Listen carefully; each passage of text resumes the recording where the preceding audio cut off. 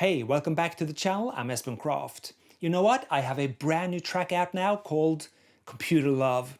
And on this track, I've used only the Arturia V-collection for all of the synth sounds. I've been wanting to do this for quite a while now, and I've heard good things about the V-collection, so I wanted to check it out myself. And since many of the synths in that pack is modeled after classic vintage synthesizers that I have and have used, I was curious to see if I would like some of them in a plugin form.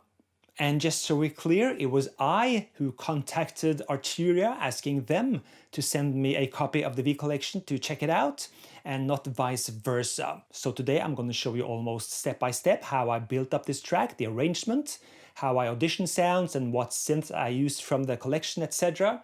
and why certain sounds works better than others in building up the frequency spectrum of a track. I'm also going to throw in a little bit of the micro freak as well, because Arturia sent me that too. I also suggest you listen to the song at least once before watching the rest of the tutorial to get a sense of what the song is about and how it's constructed and how it sounds, etc. A little bit about the setup. I have the V-collection installed on my MacBook here. So I play the synths one by one, just like any other hardware synths. So the signal is going out through USB of the MacBook into this PreSonus Studio Live digital mixer here. And from that I go into the Audient ASP800 and I record these sounds directly into my DAW I'm using Nuendo 4 here. And to play the synths in this package, I'm using the Arturia Keylab 61 MK2 master keyboard. And this has a deep integration with the plugins in the pack, and you can control everything from the knobs and faders on the master keyboard itself, and everything turns up in the display. And I can even use the Keylab to browse through different presets, etc. So it's very handy to have this master keyboard from Arturia when you're using the Arturia plugins. I have to say, this works very well.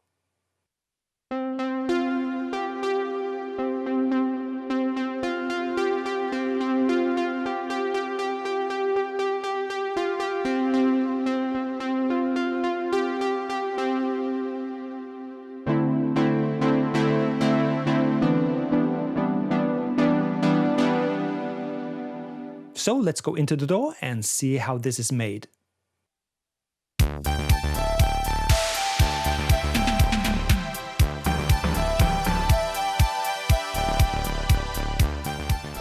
So this is the intro part. It's kind of a long intro, intentionally made so.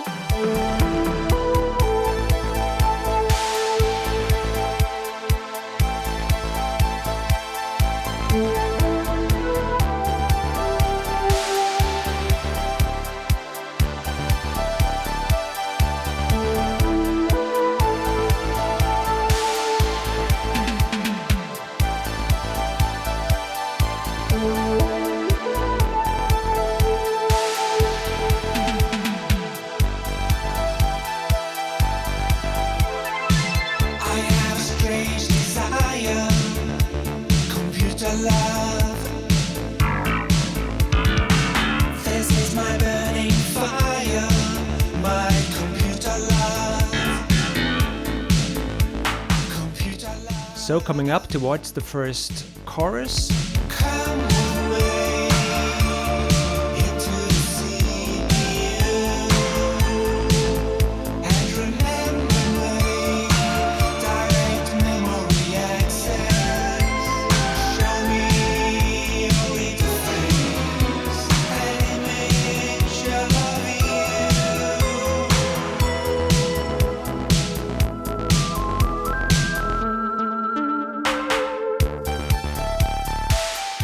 A little bit of the intro part again.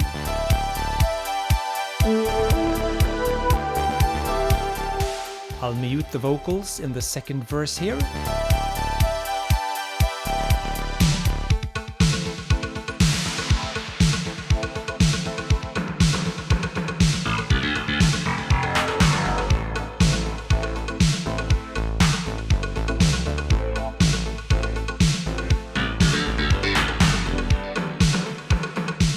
Second chorus.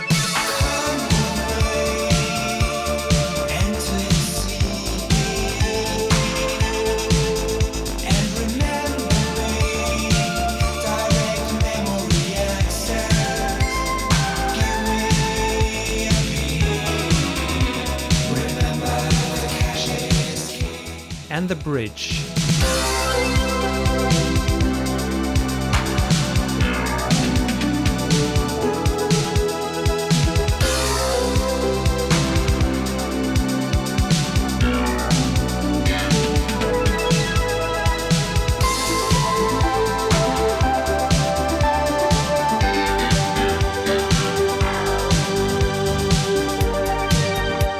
And a long outro. I have a strange desire, computer love.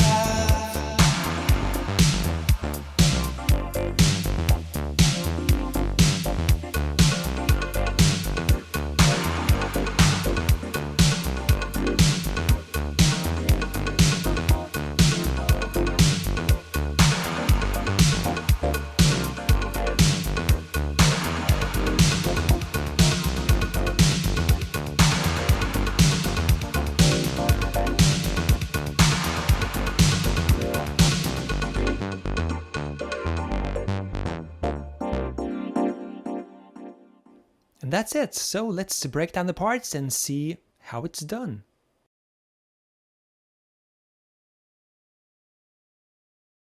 So we have the synclavier here, and I use that for a lot of sounds in this song, and especially the Dino Roads, which you can hear in the second verse and at the end here.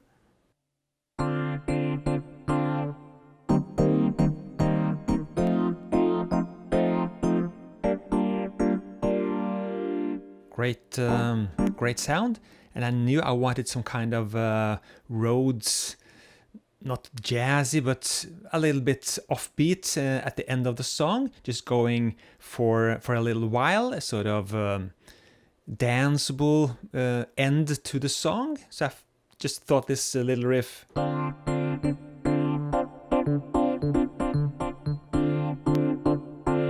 was cool enough, so let's check that out.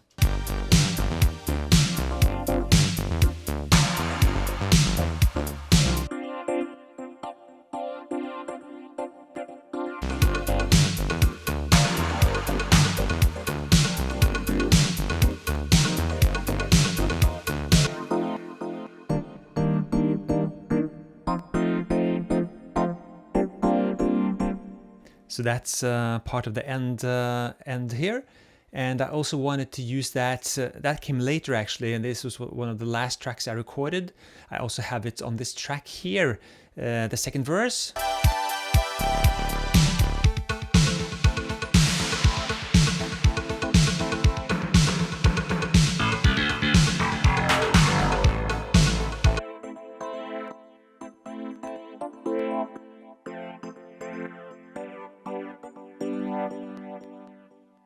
Another thing I had going from the synclavier here was those endings of each of the first two choruses. The first time I used only one of the sounds, and in the second chorus here I use double instances of the synclavier but two different sounds. Let's hear it. And remember me, direct memory access. Show me your interface, an image of you.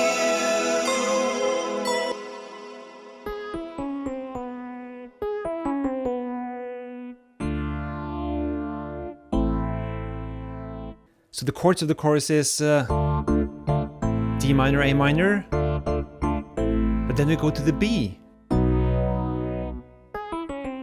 And I do this little trill to create some tension, the odd key. And back to an E. And the sounds are the electric keys of the synclavier.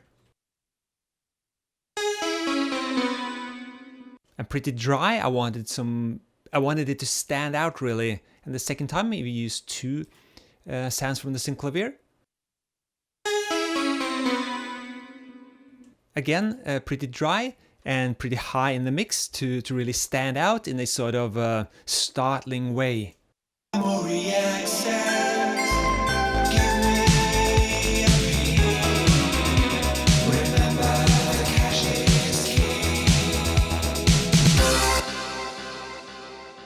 So that's two presets of the synclavier, and I have another sound here going on in the choruses as well.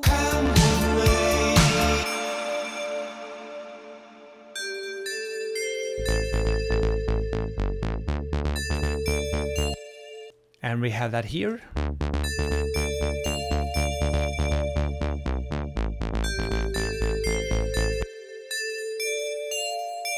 So we use the same or similar intervals as I used in the intro as well, so it's sort of something you've heard before in the song, and I wanted a sort of bell type, maybe a DX type of sound here in the choruses, but I found a real nice preset in the synclavier, and I just modified it to suit the track better.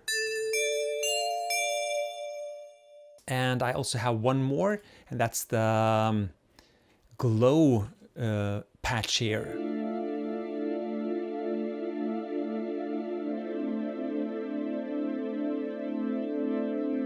I use that in the verse as well.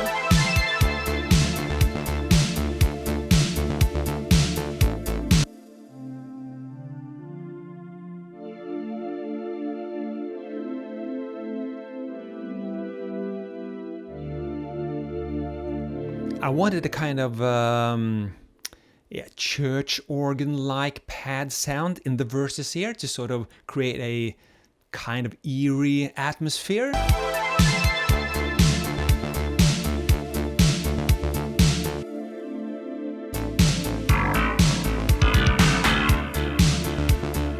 So with a hefty dose of Valhalla Vintage Verb, I've pretty much taken off all reverbs, delay choruses from the V-collection itself internally, because I wanted a more global sound to my reverbs and delays. So I sort of bypassed all the internal effects of the different plugins of the V-collection and used pretty much only Valhalla Vintage Verb for reverb in this entire song, on this entire song.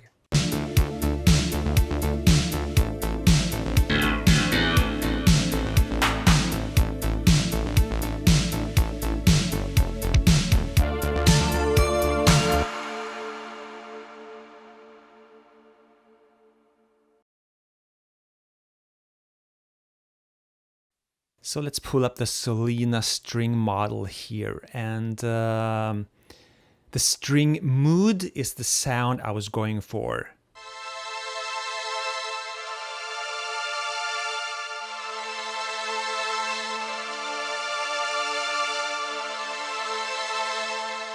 Whether or not this is authentic compared to the original, well, that's of no consequence here. When I'm using plugins, I'm using them solely for their sound capabilities and how I like them in my mix. I don't care at all how authentic they are compared to the originals. If I wanted to use the originals, I would use the original synth, or in this case the Selena. But here I'm just looking for a sound I think is nice, which is in the ballpark of what I was planning from the get-go, and I wanted this kind of sound, and luckily for me, the Selena is part of the V collection. So let's hear it from the beginning.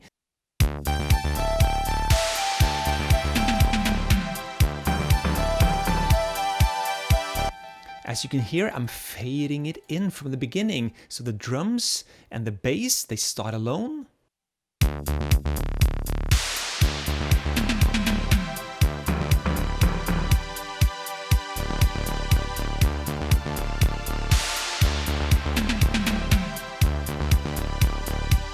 So I wanted this little chord progression, which you don't hear later in the song, except for the little bit of bridge between the first chorus and the second verse.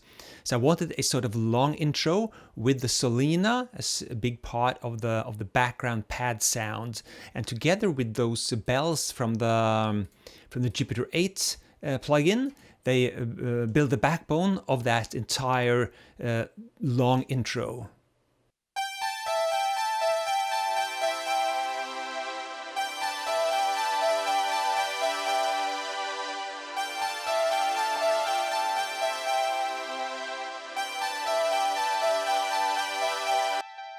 So let's check out the Jupiter 8 with the polybells. And here it is.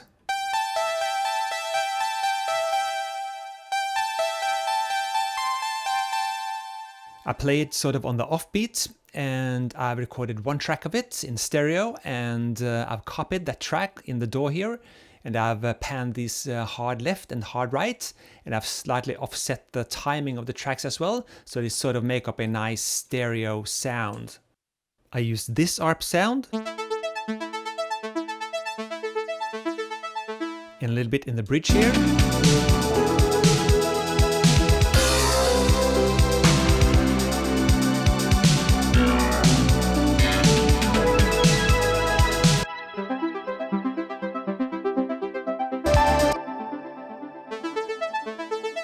I just mellow the cutoff here.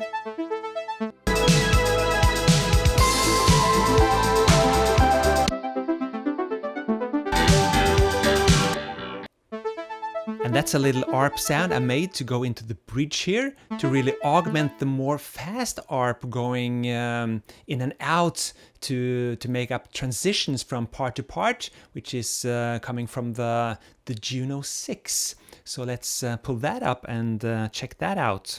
And that's actually a preset. So let's find that, Dreaming of a Harp. So sync to the tempo. It makes a very effective transitional sound. So you could hear it there.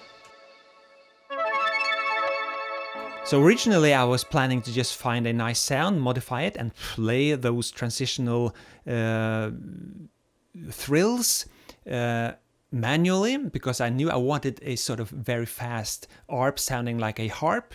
But I just browsed through the presets here and found something that was really nice. So I just used the preset as it is, and it works wonderful as a transitional sound between sections. So that's coming from the Juno 6 plugin. Okay, so I have a couple of other tracks as well. We can see the DX7 Glock bells here. These are playing alongside that synclavier sound in the choruses. Let's hear them.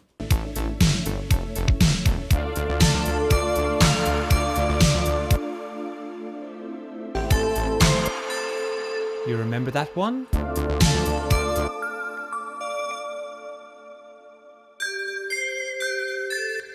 So I added that DX sound to play an octave above in a sort of unsettling way.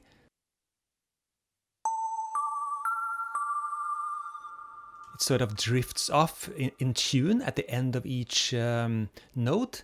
The decay settings are out of tune sort of. It gives the whole thing a even more eerie feeling, which I was going for. I've also doubled this with a Prophet VS sound.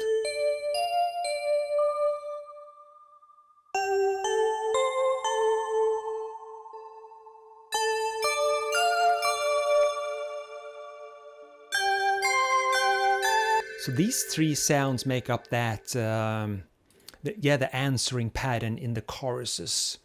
They are layered because combined they give me that timbre I was looking for. On their own, isolated, it sort of lacks something. So I just build up sounds, build up the body of sounds until it sounds the way I've envisioned in my head, really. It's hard to explain, but I know instantly when a sound isn't full enough or doesn't do enough for the overall sound of what I'm going for. So that way I build up sounds like that. So I found exactly the right presets in the plugins, and I just modified them to sound the way I want it to. And another sound we haven't talked about is the opening sound.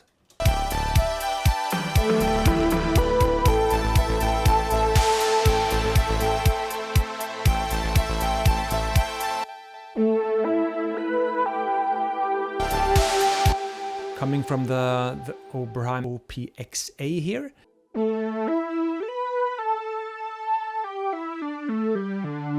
It's a mono preset I've made up, probably started as a preset in the plugin here, but I've yeah, adjusted it to suit the overall sound of this track. I wanted something like this to have a sort of space cosmic sound to it, and let's isolate it in the track. So I have the delay and Valhalla reverb here, and I might even have some, yeah, I have a little bit of auto panning from the Eventide plugin. I'm using the auto panner from the Eventide H3000 plugin suite a lot on separate tracks in this song.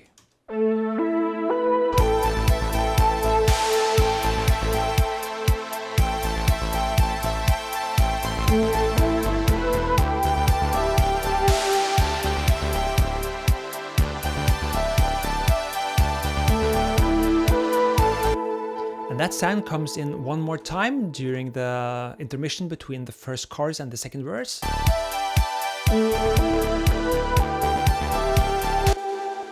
And at the end of the first chorus, that little bridge part between the first chorus and the second verse, is another little sound from the Micro Freak, which sort of mimics that space lead sound.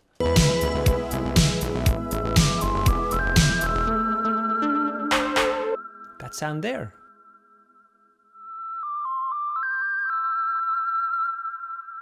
That's from the Micro Freak. And you could hear a little pluck sound as well, and that's from the Casio CZ plugin in the V-collection.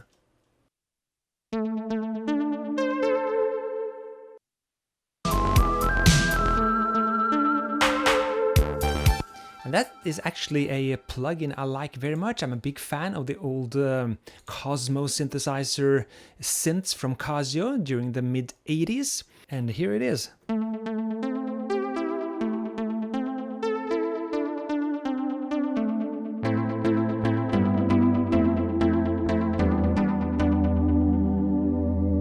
I really like that sound, so I modified it and made it into a preset called EK Pluck Cosmic. And that leaves us with one sound I wanted to show you from my collection of sounds making up the overall synth group track in this song. And the final sound is that CEM arpeggio sound that goes underneath my vocals and pads, etc. in the verses.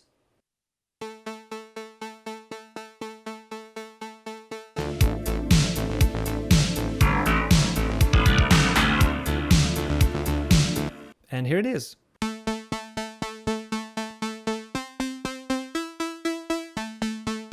Just doing that note throughout the verses. It felt like it needed a little bit of that frequency to build up energy, and it's working.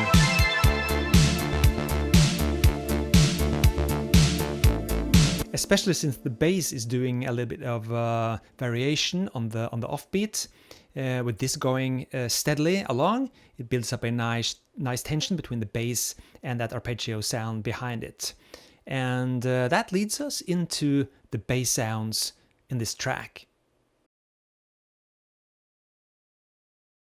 And the first track is that OPXA. I have it here, the plugin. Now you're hearing it directly out of the plugin. But in the track, I've used a lot of tricks on it. I have a filter on it, I have a compressor on it, I have a transient shaper on it, and I also high-passed it a little bit here. So in isolation, it sounds like this. So that provides the top end of the bass, and underneath it, I have the Juno 6 bass.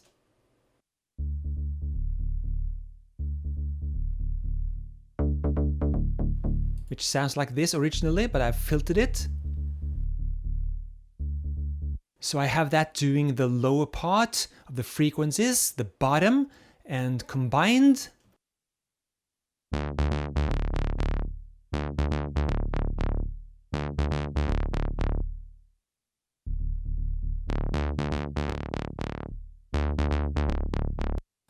And you might ask, why didn't I go for one bass with both top end and low end at the same time? Well, I spend a lot of time making my bass sounds for my tracks, And often basses are made up of 2 or 3 or even 4 layers, with each layer doing its own part in the frequency spectrum. It's very hard to find one bass that really cuts through in the mids and has the top end and also the bottom end at the same time.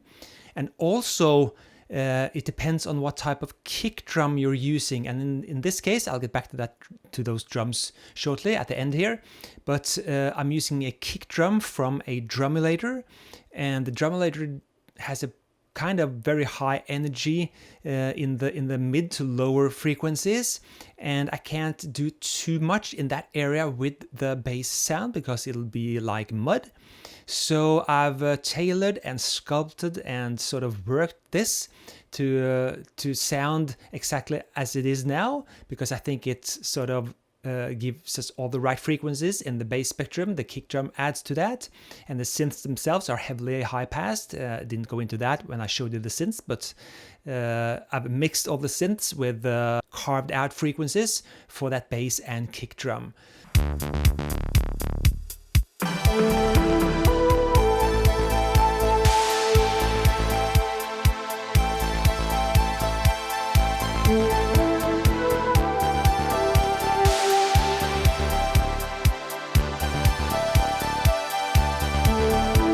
So you can hear without that Juno 6 bass doing the lower frequencies, everything sort of drops out of the bottom, so it definitely needs to be there.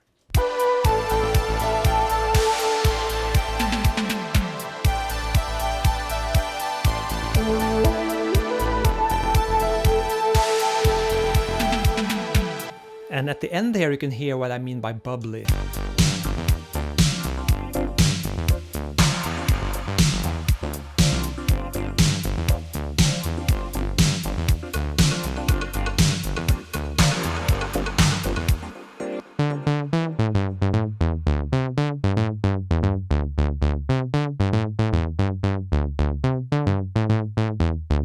So those are the bass sounds, the 2 bass sounds that makes up the body of the entire song. But I've also augmented that with a little bit of Micro Freak. I found a really nice preset in the Micro Freak that I adjusted a little bit. And that's what you hear in the verses and during the bridge as well.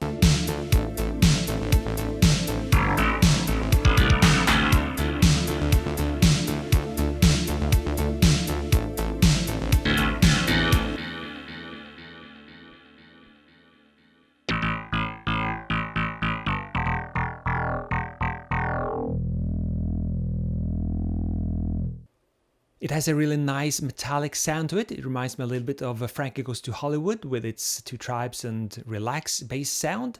I put a lot of delay on it, and I also have a little bit of harmonizing on it as well to sort of spread it out a little bit in stereo. So I like that a lot, and I have it during the bridge as well.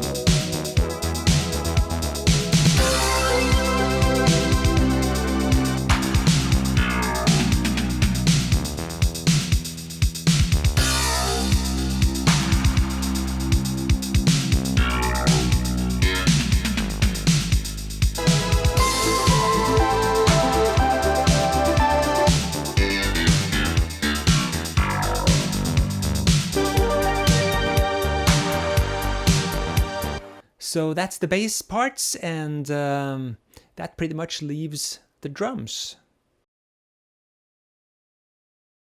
And the drums here, well, I've used a lot of my old samples for this, the drum emulator kick, etc. But I have used some of the sounds coming from the V-collection, especially the toms and some claps from this Fairlight preset called 80s Drums Kit.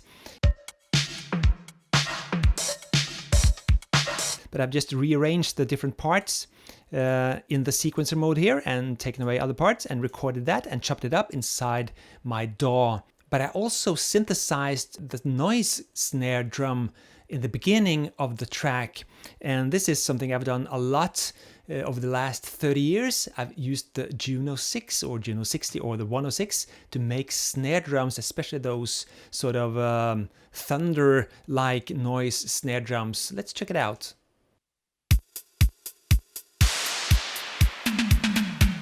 That sound here. called June 6 Noise SD. This is completely synthesized inside the Juno 6 plugin of the V-collection. You can do that with any type of synth, of course, as long as it has a noise generator. Just play with the envelopes and filter the release so that it sort of dies out in a natural decay, and it's always instant early 80s analog drum machine like when you use a snare drum like that. So that was something I also wanted early on, that I had envisioned for my drum track, having a sort of analog synth snare drum sounding exactly like this. The rest of the drums are, well, I've just sprinkled some toms and claps here and there, and I've sort of done a lot of things with the kick, especially during the bridge part.